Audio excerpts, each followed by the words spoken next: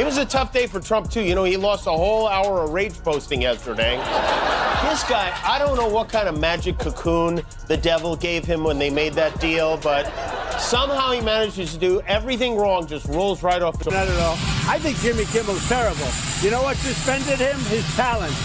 You know what else is really what... Take a look at this guy, his ratings. That's what got Jimmy Kimmel out. He was terrible. And didn't he lose? I saw a report where ABC lost millions. The political climate already felt like it was running at full speed. Television was filled with heated debates, social media was overflowing with arguments, and every new headline seemed to spark another wave of reactions. Then, a completely different image started making the rounds. Cameras captured Donald Trump spending time on a golf course, appearing calm and focused while the political conversation around him grew louder by the minute. That unexpected contrast immediately caught people's attention. While countless voices were locked in non-stop discussion, he seemed absorbed in his game, as though it were any ordinary day. For some viewers, it barely registered. Others saw it as surprisingly symbolic. Late that evening, Jimmy Kimmel turned the footage into one of his signature comedy segments, giving the audience plenty to laugh about. Soon afterward, Karoline Leavitt responded from a much more serious perspective, and what began as a simple afternoon on the golf course quickly evolved into a much broader political debate. Before long, people everywhere were asking the same question: how did such an ordinary moment suddenly become one of the most talked about political stories online? Spent all day yesterday with that Saudi prince. He just got a little murdery. It happens. You hang around with the wrong crowd. And then sweet little Karoline had to defend her boss calling a reporter piggy on his plane. What did the president mean when he called a reporter piggy? Look, the president is authentically himself.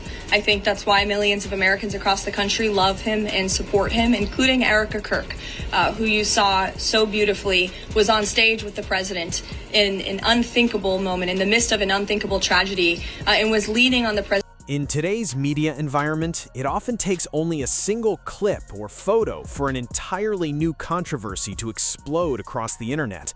Politics, entertainment, and social media constantly feed into one another, allowing stories to spread at an incredible pace.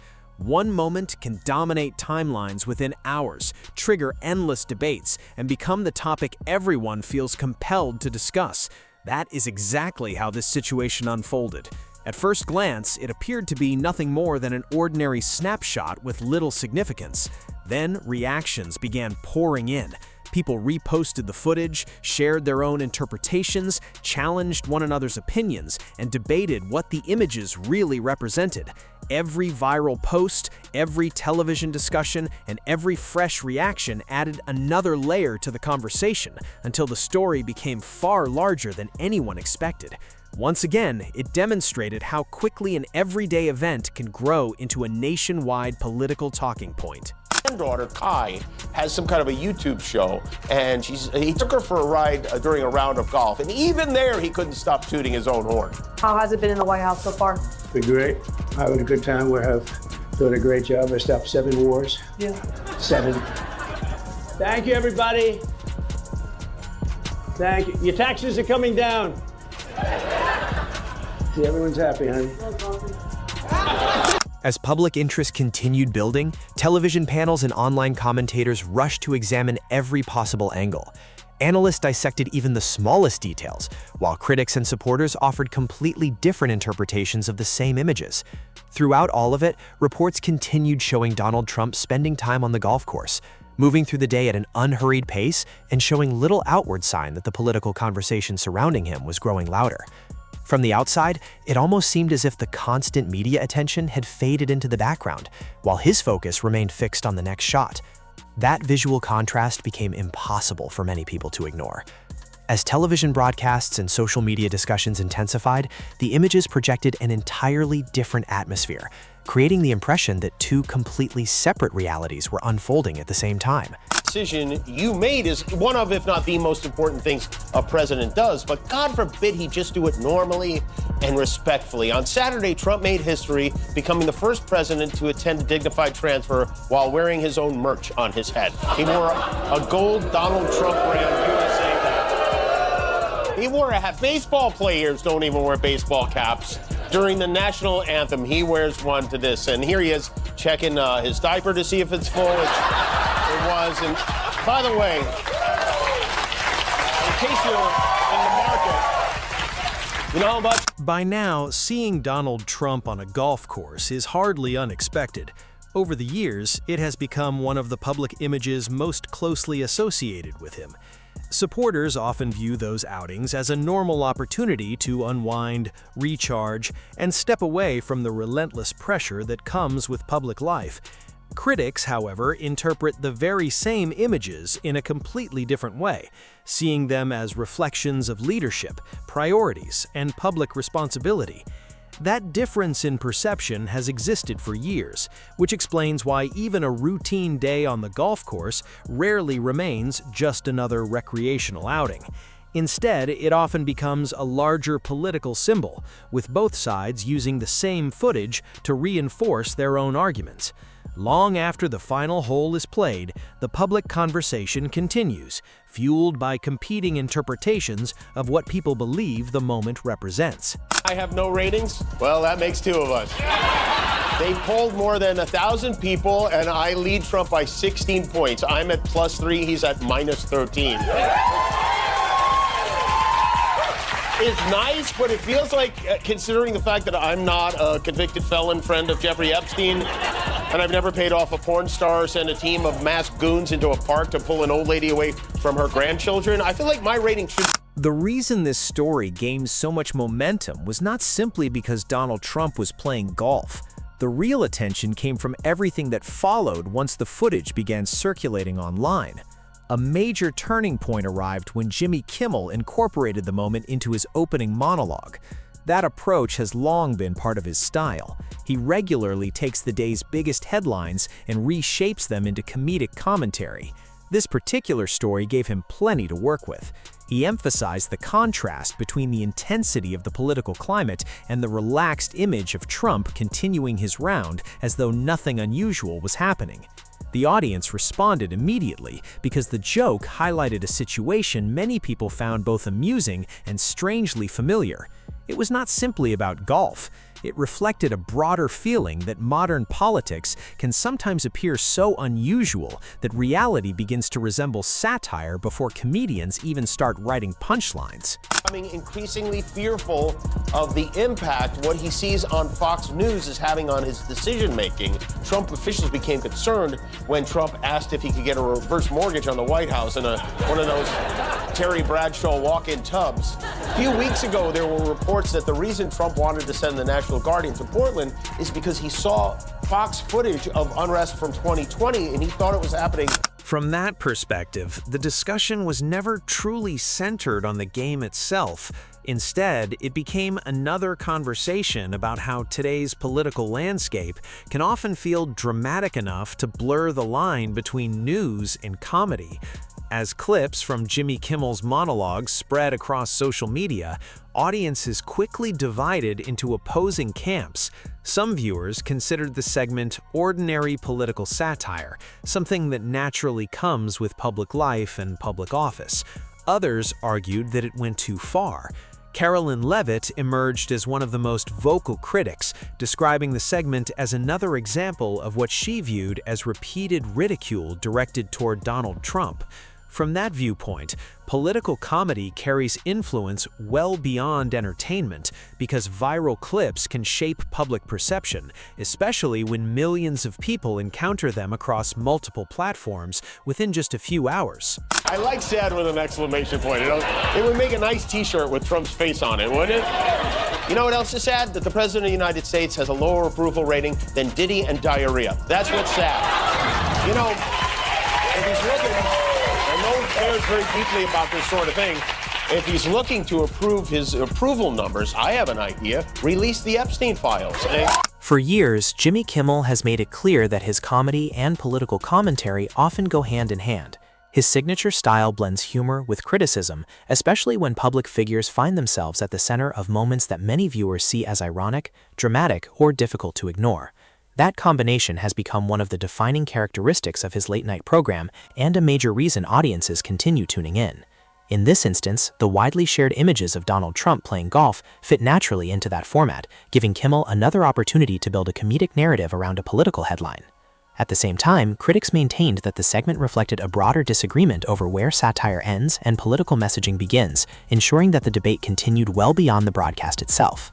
And paying respect to troops who sacrificed everything as a result of a decision you made is one of, if not the most important things a president does. But God forbid he just do it normally and respectfully. On Saturday, Trump made history, becoming the first president to attend a dignified transfer while wearing his own merch on his head. He wore a gold Donald Trump brand USA cap. He wore a hat. Baseball players don't even wear baseball. The discussion only intensified as more people weighed in, and before long, Karoline Leavitt's response became just as central to the story as Jimmy Kimmel's original monologue. It became another example of how today's media landscape blends politics, entertainment, and viral internet culture into one fast-moving conversation. A single late-night comedy segment can quickly draw in elected officials, television personalities, online creators, and millions of viewers, all within the same news cycle. What started as a few jokes soon expanded into a broader discussion about media influence, fairness, and whether political bias shapes public coverage. Throughout the criticism, Kimmel responded in the way many comedians often do. Rather than stepping away from the controversy, he embraced it, turning the backlash itself into fresh material. That approach kept the story circulating, generated even more discussion, and ensured the debate stayed in the spotlight far longer than anyone initially expected. With everyone in this room, you've all seen it yourself, you've all experienced it yourselves, and I think it's one of the many reasons that the American people reelected this president, because of his frankness. So I think the president being frank and open and honest to your faces, rather than hiding behind your backs, is frankly a lot more respectful than what you saw in the last administration. That's right. Frankly, his frankness is what makes him so great. If anything, we should be thanking him for a call. As the conversation continued growing, Karoline Leavitt repeatedly returned to what she believed was the larger issue behind the controversy. From her perspective, the debate extended far beyond one late-night monologue or a single joke delivered by Jimmy Kimmel. She argued that it reflected a broader trend in which certain political figures consistently become the focus of television comedy and entertainment programs. Those who share her view believe late-night shows have increasingly directed their humor toward the same political personalities. Others strongly disagree. Supporters of Kimmel argue that highly visible public officials naturally become subjects of satire because of their public appearances, statements, and decisions.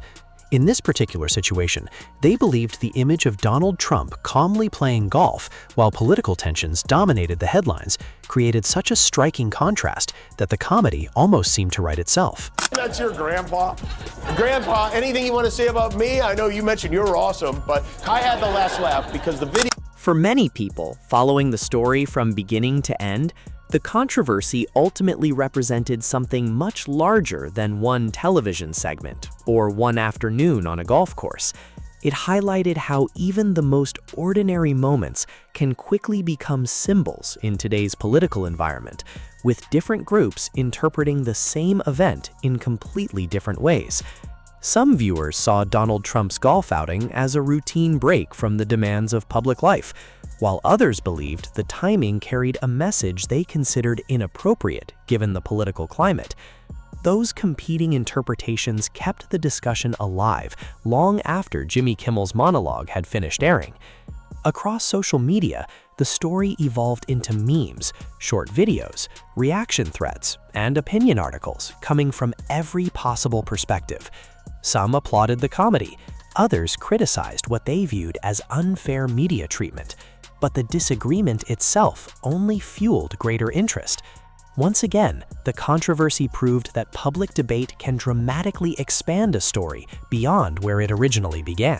Just around the time we see his taxes and the rest of the Trump-Epstein files, ironically, this war he launched to distract us from those could turn out to be more damaging to him than the Trump-Epstein files themselves. They're saying this could be worse, and that would mean he'd have to come up with another distraction from the war. And if you do need that, Mr. President, I got a good one. You know what would distract us from the war? Release the unreleased. Jimmy Kimmel has built a career in a media environment where comedy, commentary, and storytelling regularly intersect to create viral moments that dominate online conversation. Karoline Leavitt represents another side of that same ecosystem, where political communicators move quickly to influence how the public interprets developing stories before one narrative takes hold. By the time the debate began slowing down, it was clear that the focus had shifted well beyond a single golf outing. The larger discussion centered on perception, influence, media framing, and the powerful role digital platforms now play in shaping public opinion. As long as comedians continue transforming major headlines into late-night punchlines and political figures continue responding to those jokes, this cycle will likely repeat itself. Each new high-profile moment has the potential to spark another viral debate, drawing millions of people back into the same conversation all over again. In his diaper to see if it's full, it was. And by the way, in case you're in the market, you know how much our draft dodging president charges for that USA cap? $55. That's right. It's like a whole teaspoon of gas. But make no mistake, fashion faux pas aside, this is a president who supports our military. He's even selling a special veteran edition of his God Bless the USA Trump Bible. $99.99.